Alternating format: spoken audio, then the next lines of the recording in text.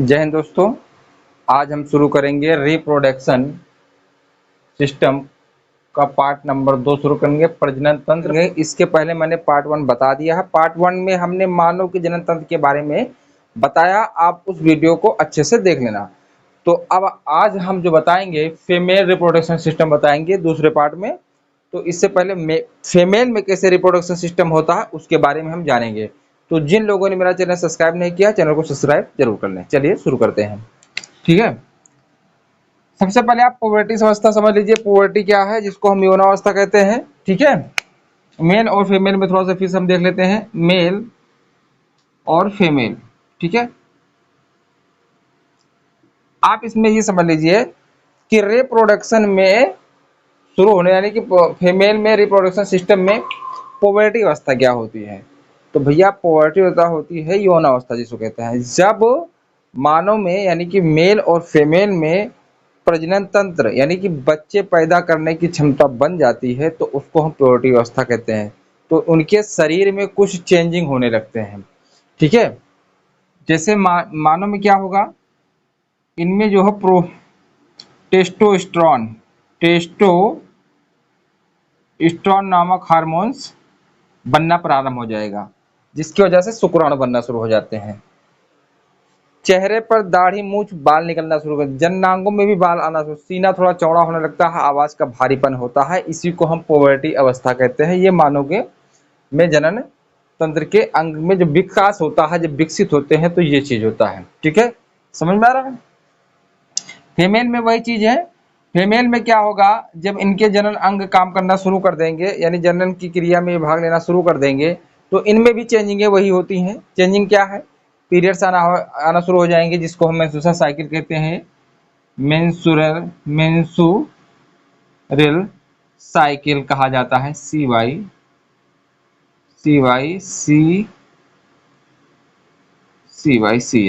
ठीक है, ठीक है, पीरियड्स आना शुरू हो जाते हैं, आवाज पतली होने लगती है, इनकी मधुरता उत्पन्न होने लगती है। ठीक है, और स्तन का विकास, स्तन में उभार आने लगते हैं, जननांगों में बाल आने लगते हैं। ठीक है, और इस उम्र में क्या होता है, ये थोड़ा सा पुरुषों की ओर आकर्षित होने लगते हैं। तो ये क्या होता है, यौना अवस्था की शुरू हो जाता है। इसको यौना या पुबर्टी अवस्था कहते हैं। ये महिलाओं में या स्त्रियों में इस चेंजिंग होती है, पुबर्टी अवस्था। ठीक है, ये बात तो आपको समझ में आ गई होगी। ठीक है, समझ में आ रहा है आप लोगों को। चलिए बात मत कीजिए। ठीक है, अब हम समझते हैं कि इन महिलाओं में जो, चलिए अब हम समझेंगे कि इनमें क्या महिलाओं में जो जनन अंग हैं उनमें क्या परिवर्तन होते हैं। तो चलिए शुरू करते हैं। देखिए, पुरुषों में हमने बताया है 15 से 18 वर्ष की उम्र में पुबर्टी अवस्था हो जाती है, यौनावस्था हो जाती है, यानी उनके प्रजनन अंग यानी जनन अंग के अंग जो होते हैं वो कार्य करना शुरू हो जाता है। वृषण में टेस्टोस्टेरोन हार्मोन बनना शुरू हो जाते हैं, जिसको टेस्टिस कहते हैं। और महिलाओं में 12 से 14 साल की उम्र में होता है। ठीक है, इनमें क्या होता है, इनके ओवरी में एस्ट्रोजन हार्मोन्स बनना शुरू हो जाते हैं, जिसके कारण पीरियड्स आते हैं। बात समझ में आ रही है। और प्रोजेस्टेरोन हार्मोन भी बनना शुरू हो जाता है। इसका महत्व क्या है, ये गर्भ जब प्रेगनेंसी होती है तो उस समय ये बच्चों को पोषण देने में बहुत सहायक होता है। इसी के माध्यम से बच्चों को पोषण मिलता रहता है। ये प्रोजेस्टेरोन हार्मोन यानी कि गर्भाशय को मजबूती प्रदान करने का कार्य करता है। ठीक है, ये बात समझ में। अब हम फीमेल का गर्भाशय समझ लेते हैं।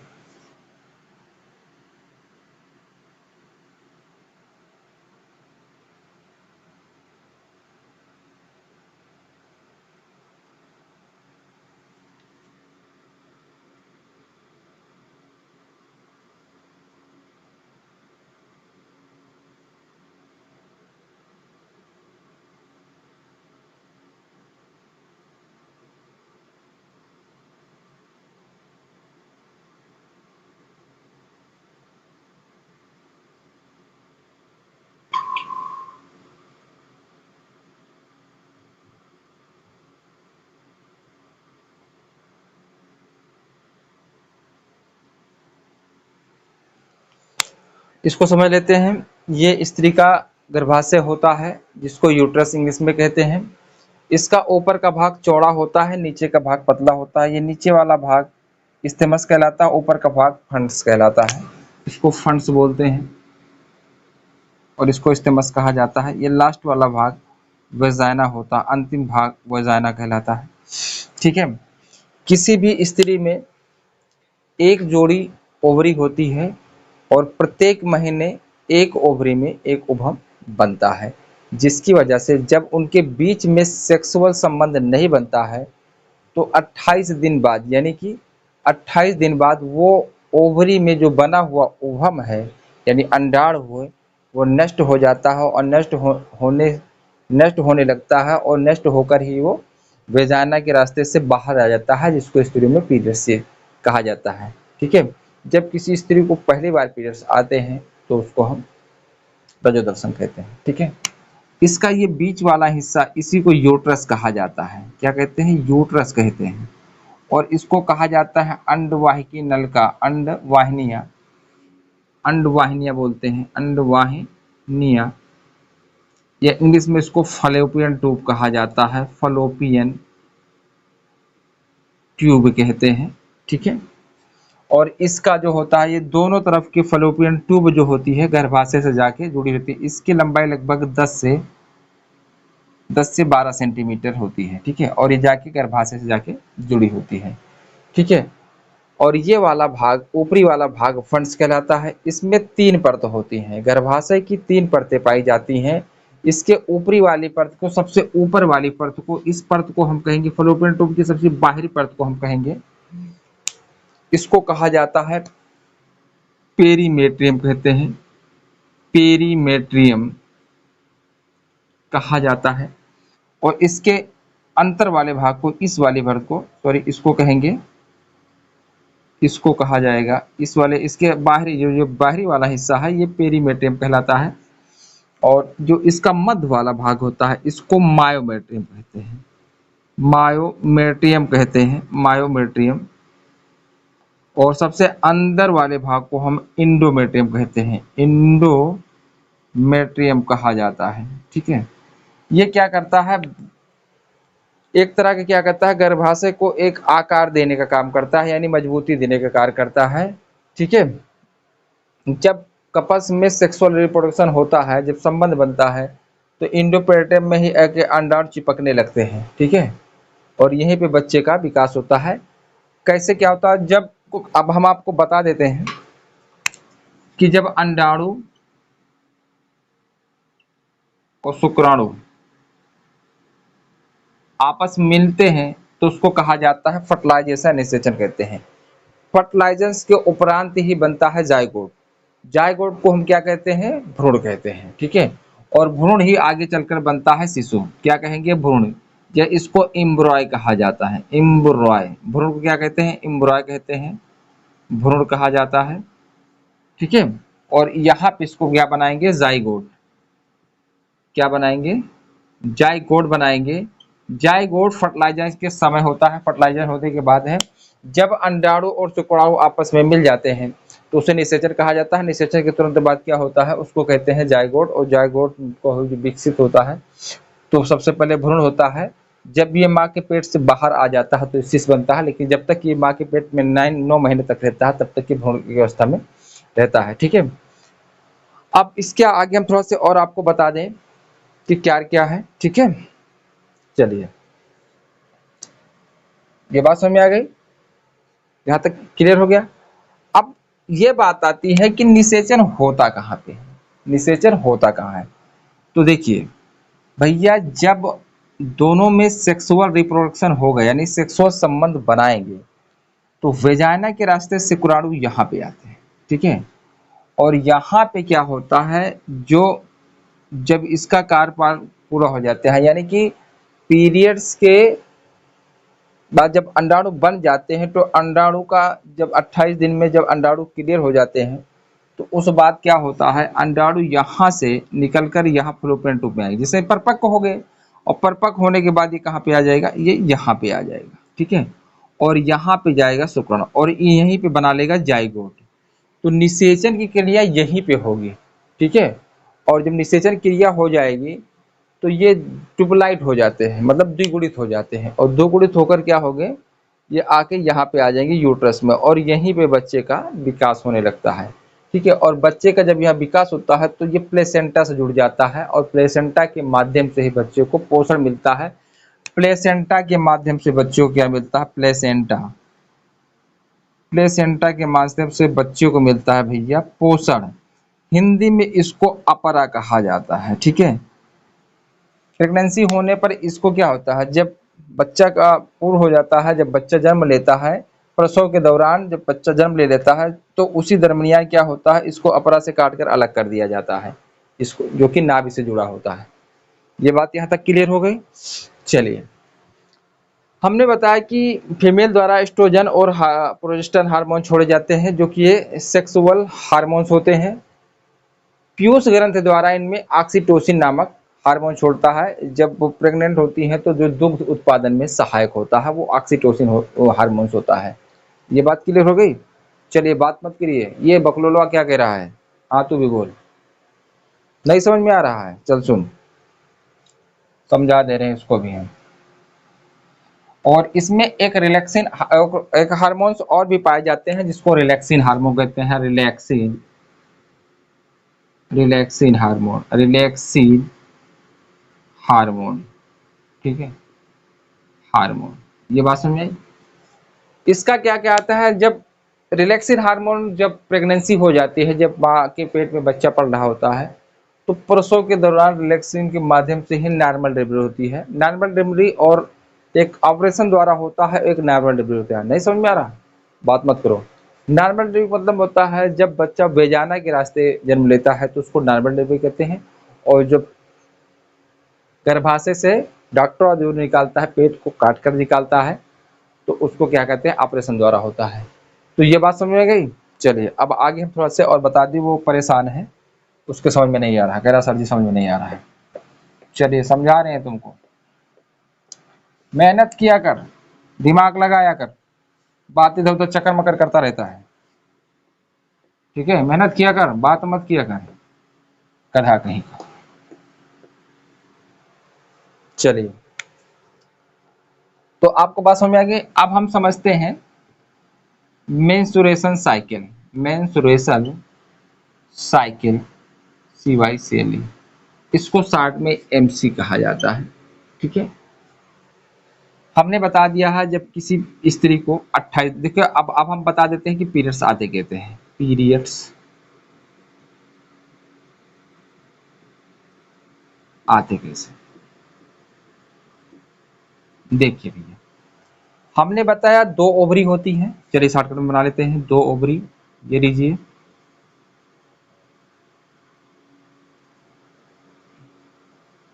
ये होती है। मान लीजिए किसी स्त्री को 1 दिसंबर को, 1 दिसंबर को, ये कौन सा महीना चल रहा है, ये चल रहा है भैया अगस्त, मान लीजिए 1 अगस्त को पीरियड्स आया। ठीक है, तो अगली बार कब आएगा, देखिए वैसे 1 अगस्त को आया है तो लगभग 7 दिन लगता है इसको पूर्ण रूप से जाने में, और 7 दिन बनने में, यानी 14 दिन। 14 दिन में 14वें दिन ये अंडाणु बन जाएंगे परिपक्व, और 15वें दिन यहाँ से देखिए 7 दिन में क्या हुआ, निकल गया। अब यहाँ से क्या होगा, 15वें दिन यानी 15 से लेके 19 तक ये भैया फ्लोपियन ट्यूब में होता है। क्या पे होता है, फ्लोपियन ट्यूब होता है। और फ्लोपियन ट्यूब में ये क्या करता है, ये गैमेट का इंतजार करता है, यानी शुक्राणु और अंडाणु मिलना चाहता है।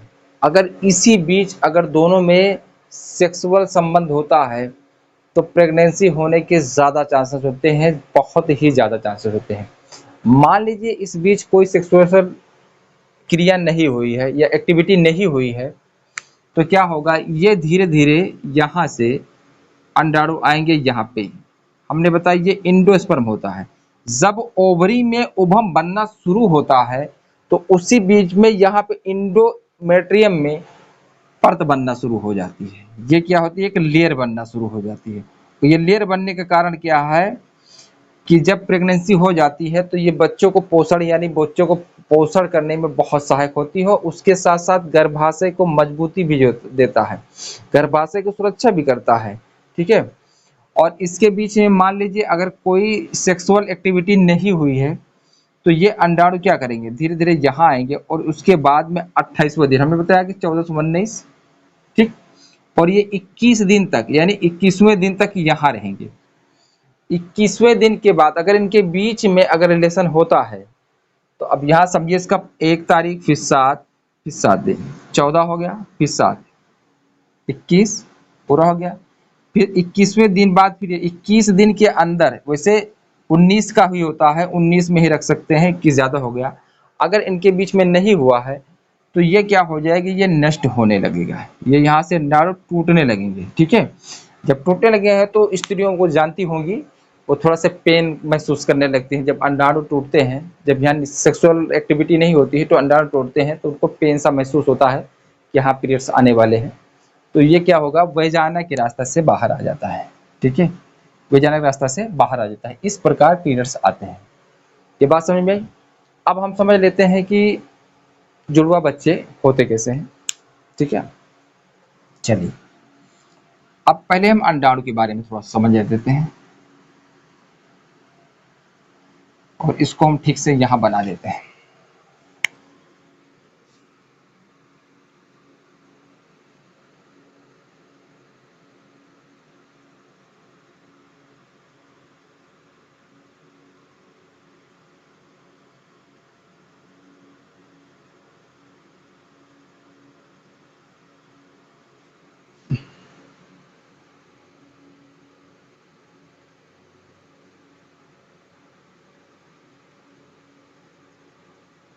ये क्या रे गधा कह रहा, क्या कह रहा तू, कह रहा गधा तू तो चोटी है, इसको चोटी दिख रहा, अरे गधा ये गर्भाशय है, इसको यूट्रस कहा जाता है, बच्चा इसी में पलता रहता है, देखो कहीं का।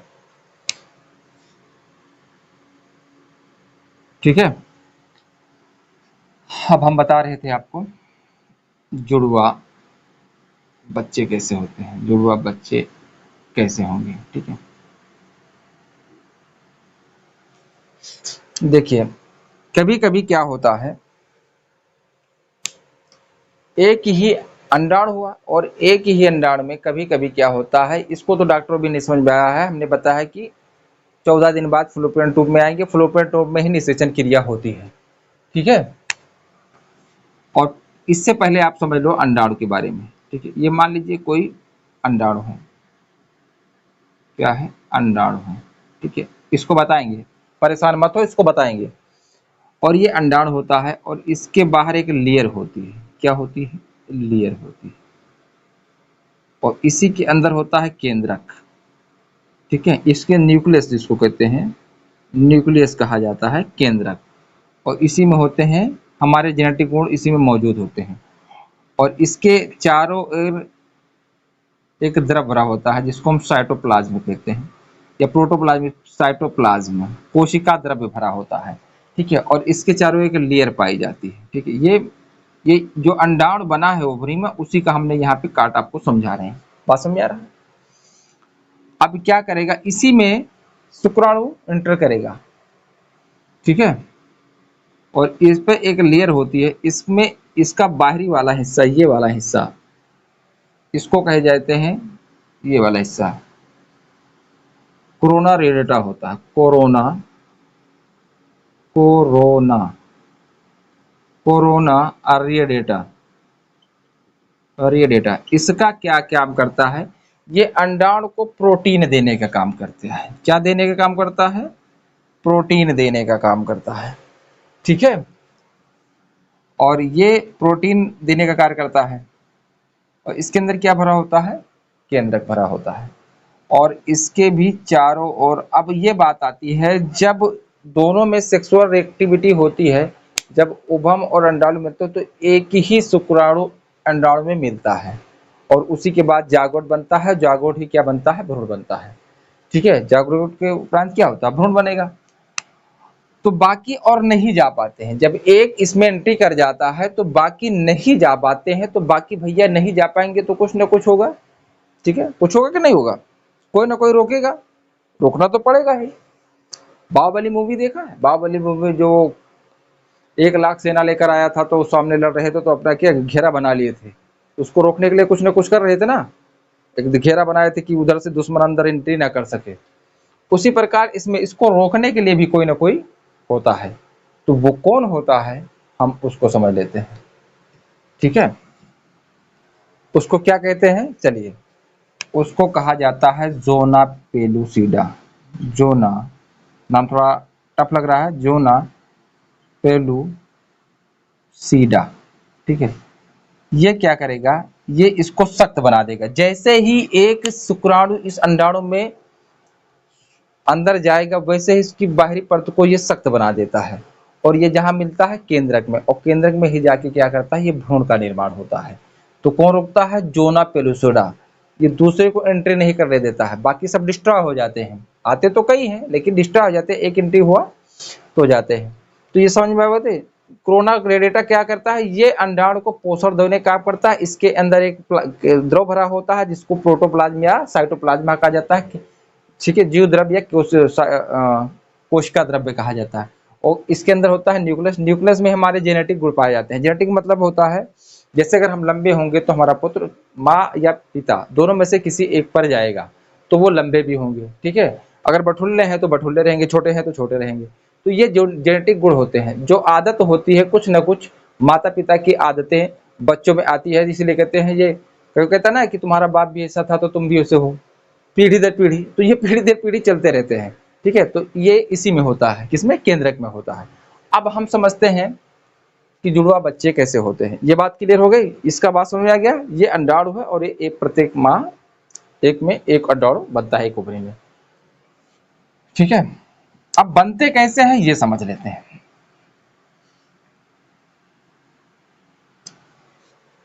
कभी कदार ये होता है कि एक अंडाणु है और एक ही अंडाणु में एक ही शुक्राणु इंटर करेगा। ये शुक्राणु है, ये लीजिए ऐसे, और ये अंडाणु है, ऐसे करेगा भैया।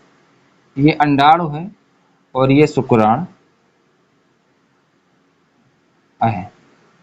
शुक्राणुओं की संख्या ऐसे होती है। ठीक है, और इसमें एंट्री करेंगे तो कभी कभी क्या होता है, इसमें एंट्री होने के बाद ये दो भागों में डिवाइड हो जाते हैं, समसूत्री हो जाते हैं, ये स्वतंत्र रूप में टूट जाएंगे। अब इसमें एक ही एंट्री करेगा, हमने बताया है, ज़ोना पेलुसिडा सख्त बना देगा, और इसमें एक ही शुक्राणु एंट्री कर जाएगा। अब ये इसके साथ बना लेगा जाइगोट। तो क्या होता है, ये इसको डॉक्टर भी नहीं समझ पाया है, तो ये स्वतंत्र रूप से क्या होते हैं, ये दो भागों में डिवाइड हो जाते हैं। अब जब दो भागों में डिवाइड हो जाएंगे तो शुक्राणु कितना गया है, एक ही गया है, लेकिन ये क्या होगा, दो भागों में बट गया है, समसूत्री विभाजन हो गया है। तो इसमें क्या होंगे, जुड़वा बच्चे होंगे, लेकिन या तो वो लड़का ही होगा या तो वो लड़की होंगे। उनके जो होगी बनावट, शक्ल सब एक जैसी होगी, लेकिन लिखावट और फिंगरप्रिंट अलग होते हैं। ठीक है, तो इस प्रकार के जो बच्चे होते हैं एक समान होंगे, या तो दोनों बच्चे लड़की ही होंगे और या दोनों बच्चे लड़के ही होंगे। ये बात समझ में आई? तो इस तरह से एक समान, यानी एक ही अंडाणु में, या कभी कभी ऐसा भी होता है कि एक साथ दो अंडाणु बन जाते हैं, वो हम बाद में बताएंगे। ठीक है, तो ये इसको डॉक्टर भी नहीं समझ पाया है। ये समसूत्री विभाजन एक प्राकृतिक देन है, समसूत्री विभाजन हो जाता है और अचानक दो हो जाता है। दोनों हम शकल एक जैसी होगी, एक जैसी लंबाई हो सकती है, एक जगह शकल हो सकता है, बनावट संरचना एक जैसा हो सकता है, लेकिन फिंगरप्रिंट और लिखावट अलग अलग हो सकती है। रहने का तरीका अलग अलग हो सकता है, कार्यशील हो सकते हैं। सेम नहीं होगा कि जो वो करेगा वही वो करेगा, ऐसा नहीं होता है। केवल बनावट एक जैसी हो सकती है, लेकिन फिंगरप्रिंट और लिखावट एक जैसी नहीं हो सकती है।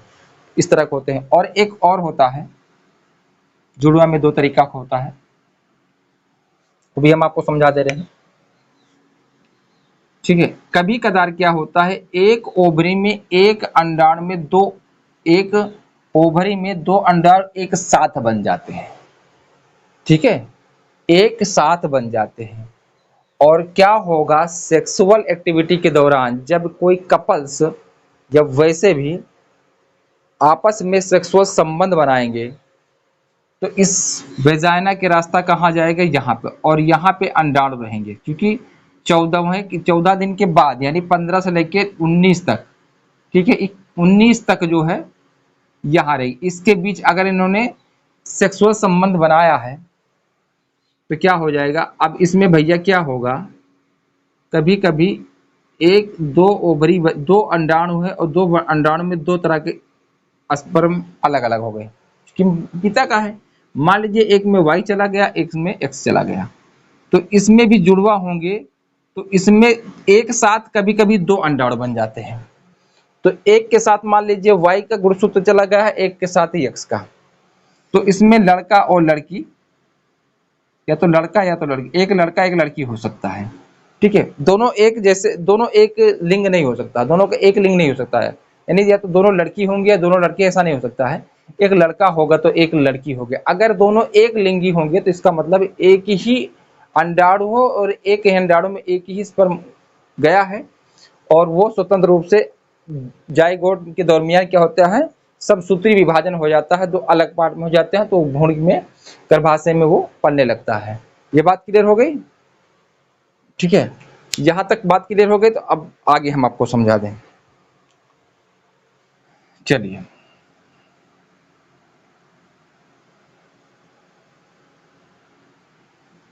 अब हम समझ लेते हैं थोड़ा सा टेस्ट ट्यूब बेबी क्या होता है। Test tube baby, test tube baby, ठीक है। टेस्ट ट्यूब बेबी में क्या होता है, जब कोई माँ नहीं बन सकती है, इसमें कई कारण हो सकते हैं, या कोई बाप बनने में नहीं सक्षम है, इस तरह में क्या होता है, कभी कभी किसी का गर्भाशय उतना अच्छा नहीं होता है, अच्छा मतलब उतना मजबूती नहीं होता है, या कुछ लोग क्या होते हैं अपनी सुंदरता को बचाने के लिए टेस्ट ट्यूब बेबी का सहारा लेते हैं, ठीक है। यानी अपने बच्चों को पाना चाहते हैं, लेकिन वो अपने गर्भाशय में पालना नहीं चाहती है, ठीक है। वैसे हम आपको बता दें, काफ़ी आज तक का ये तो काफ़ी चलन हो गया है, लोग अब अपनाने लगे हैं। करण जौहर, एकता कपूर, आमिर खान, ऐसे बॉलीवुड ने जो है टेस्ट ट्यूब बेबी का रूप अपनाया गया है। और टेस्ट ट्यूब बेबी का एक अपनाने के लिए एक नया नेम का है IVF। आप लोगों ने नाम सुना होगा, नहीं सुना है? सुना है ना? हाँ, IVF इसको कहा जाता है इन विट्रो फर्टिलाइजेशन, ठीक है। यानी टेस्ट द्वारा जो है अपने बच्चों को प्राप्त करना, ठीक है। इसमें क्या होता है, इसको करने के लिए मान लीजिए कोई पिता या माता अपना बच्चा पाना चाहती है। कुछ औरतें क्या होती है, अपनी सुंदरता बचाने के लिए अपने बच्चों को नहीं पालती हैं, या डॉक्टर बता देता है कभी कभी कि आपका गर्भाशय उतना अच्छा नहीं है, उतना मजबूती नहीं है, दिक्कत हो जाती है। किसी का फ्लोपियन ट्यूब पतली भी हो सकती है, इसके कई कारण हो सकते हैं जिसकी वजह से माँ नहीं बन सकती है, तो अपना बच्चा पाना चाहती है लेकिन अपने गर्भ में नहीं, किसी दूसरे के माध्यम से, तो वो टेस्ट ट्यूब बेबी का सहारा लेता है, ठीक है। तो वो क्या करेगा, पिता क्या करेगा, अपना स्पर्म, ठीक है, और माता का अंडा, ठीक है, इन दोनों को क्या करेगा, ठीक है, इन दोनों का निषेचन करवा देगा, ठीक है। मान लीजिए माँ की दिक्कत है, वो अपने घर में नहीं पालना चाहती, तो इस माँ के पेट से जिस बच्चा जो पाना चाहती है, उस माँ के पेट, सॉरी, यूट्रस से, गर्भाशय से जब अंडाणु परिपक्व हो जाते हैं, उससे पूछा जाता है कि पीरियड्स कब आए थे। उसी के बाद, उसी के दरमियान पीरियड, औरतों में पीरियड्स पूछने के बाद उनको पता होता है कि कितने दिन बाद अंडे परिपक्व हो जाते हैं। तो वो ट्यूब द्वारा, यानी उनका एक लैब टेक्नीशियन होता है, उसी के द्वारा क्या करते हैं, यहाँ वेजाइना के रास्ता से यहाँ से इसका अंडाणु निकाल लेंगे, महिलाओं का अंडाणु का, और पिता का क्या करेंगे, स्पर्म निकाल लेंगे, और दोनों का फर्टिलाइजेशन करा देंगे। फर्टिलाइजेशन मतलब भैया निषेचन करा लेंगे, फर्टिलाइजेशन, फर्टिलाइजेशन, ठीक है, निषेचन करवा देंगे। और दोनों का निषेचन करवा के किसी दूसरी औरत के, ठीक है, किराए पर औरत ली जाती है, किराए की माँ कहा जाता है, अंग्रेजी में इसको सैरोगेट मदर कहा जाता है, अभी हम बताएंगे। किसी दूसरे औरत के इसको गर्भाशय में डाल दिया जाता है, और उससे अच्छा खासा पैसे की बात की जाती है, अच्छे खासे पैसे की बात होती है, ठीक है, और उसी के पेट में ये 9 महीने तक रहता है। उसका डॉक्टर अच्छे से रख रखाव करता है, इसके लिए डॉक्टर अच्छा चार्ज करते हैं। ठीक है, अच्छा खासा डॉक्टर इससे चार्ज करते हैं, तय करिया आ जाता है। ये थोड़ा जटिल मामला है, सब लोग नहीं करवा सकते हैं, खर्चा अच्छा आता है। मान लीजिए हम पाना चाहते हैं अपने खुद के बच्चे को, तो डॉक्टर बता देगा 20-25 लाख रुपए लगेगा, तो डॉक्टर क्या करेगा, किसी महिलाओं को पकड़ेगा। ठीक है, और किसी महिलाओं को पकड़ेगा क्या, कई औरतें हैं गरीबी की स्थिति में बहुत महिलाएं तैयार होती तो उनका 9 महीने तक रख रखाव अच्छे से करेंगे, उसको 2-4 लाख रुपए दे देंगे, 2-3 लाख रुपए दे देंगे, और वो अपना बच्चा पाल लेगी। और पालने के बाद में जिसका पुत्र है वो लिखा पढ़ी में रहता है, उसको दे देंगे। तो इस तरह से क्या होता है, टेस्ट ट्यूब भी होता है। ठीक है, अब इसमें भी 2 प्रकार के होते हैं। ठीक है, कैसे होते हैं अब हम आपको बता देते हैं। अब 2 प्रकार के होते हैं। कभी कभी क्या होता है, माता का अंडाणु नहीं निकाला जाता है। ठीक है, जो औरत बच्चा पाल रही है अपने गर्भ में, ठीक है, जैसे मैंने बता दिया कि अभी है, अब ये जिसके पेट में बचेगा जो सरोगेट मदर होगी, कौन होगा, सरोगेट मदर होगा, सरोगेट मदर, सरोगेट मदर। समझ आ रहा है, हाँ समझो समझो। अब मान लीजिए सरोगेट मदर है, ये क्या करेगी, इसी के अंडाणु में, इसी के अंडाणु में निषेचन करवाया जाएगा। ठीक है, पिता का स्पर्म लेकर और इसी के गर्भाशय में डाल दिया जाएगा। ठीक है, और यहाँ पे ये बच्चा बनने लगेगा। लेकिन ये मामला थोड़ा सा क्या होता है, इसमें केवल पिता के जेनेटिक गुण मिलते हैं, उसकी माँ के नहीं, क्योंकि जो औरत पाल रही है यानी सरोगेट मदर, जो किराए की माँ पाल रही है, उसका जेनेटिक होगा, और जिसका बच्चा है जो अपने बच्चे को पाना जाता है, इसमें पिता का जेनेटिक होता है। ठीक है, तो इसमें क्या होता है, थोड़ा सा ये सस्ता होता है, जिसमें माता पिता अपना खुद का जेनेटिक पाना चाहते हैं वो थोड़ा सा कठिन होता है, थोड़ा महंगा और खर्चीला होता है, लेकिन इस तरह थोड़ा सा सस्ता होता है। लेकिन इसमें क्या होता है, कानूनी तरह से बच्चों को अपनाना होता है, लिखा पढ़ी होता है। ठीक है, इसमें क्या होता है, थोड़ा सा डर रहता है। ठीक है, इसमें डर ये होता है कि मान लीजिए किसी औरत को लिया गया है, सरोगेट मदर को, जो माँ अपने बच्चे को किसी दूसरे बच्चे को अपने घर में पालती है, तो उसको सरोगेट मदर कहा जाता है या किराए की माँ कहा जाता है। सबसे ज़्यादा उड़ीसा में इस तरह की ज़्यादातर चर्चाएं चलती रहती हैं, वहाँ के लोग में ज़्यादा होती है इस तरह की सरोगेट मदर मिलती है। ठीक है, इसमें क्या जटिलता है, अगर कानूनी प्रक्रिया में लिखा पढ़ी नहीं हुई तो मान लीजिए माँ का 9 महीने बाद बच्चा हुआ और अपनी बात से पलट सकती है कि ये मेरा बच्चा है। ठीक है, और हम इसे किसी को नहीं दे सकते हैं। तो इसके लिए अच्छा खासा क्या होता है, पहले से कानूनी कार्रवाई की जाए। मान लीजिए किसी को बच्चा हुआ और उस माँ तो, और ज्योतिष से पूछ लिया गया, ज्योतिष ने बता दिया कि ये तुम्हारा बेटा आगे चल के डीएम बन जाएगा या आगे जाके मंत्री भी बन सकता है, इसके हाथ में राजयोग लिखा है, तो ये माता जो किराए की माँ है वो बदल सकती है। तो ये पारंपरिक के तरीके से इसको कहा जाता है पारंपरिक गर्भधान। पारंपरिक गर्भधान होता है, इसमें सस्ता होता है, और एक होता है गर्भकालीन गर्भधान, उसमें माता पिता दोनों का होता है जो अपने बच्चों को चाहना चाहता। तो ये थोड़ा सा जटिल प्रक्रिया, थोड़ा सा क्या होता है, इसमें चेंजिंग होना, इसलिए कानूनी प्रक्रिया में इसको लिखा पढ़ी अच्छे से कर लिया जाता है। अब एक होता है, ये कौन होता है, पारंपरिक गर्भधान होता है। ठीक है, दूसरा होता है गर्भकालीन।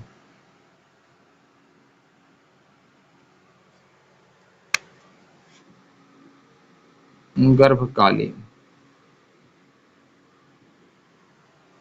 इसमें क्या होगा, जिस माँ के पेट में या जिस माँ के यूट्रस में बच्चे को पालना है, इसमें क्या करेंगे, 2 कपल्स, यानी 2 कपल्स, एक कपल्स का मतलब 2 कपल्स होंगे जो शादीशुदा होंगे, उस कपल्स का अंडाणु महिला का और उसके पति का शुक्राणु, दोनों का निषेचन करवाने के बाद कहाँ करवाया जाएगा, टेस्ट ट्यूब बीबी में। ठीक है, टेस्ट ट्यूब बीबी में करवाया जाएगा, और उसमें करवाने के बाद में इसको क्या करेगा, उस दूसरी औरत के यूट्रस में डाल दिया जाएगा, और ये 9 महीने तक उसका अच्छे से रख रखाव किया जाएगा, और जब हो जाएगा तो उसके बाद में ये बच्चा उसी को सौंप दिया जाता है। तो ये गर्भकालीन होता है। इसमें क्या होते हैं, जिसका बच्चा उसी के दोनों जेनेटिक, उसके माता और पिता दोनों का जेनेटिक रहेगा।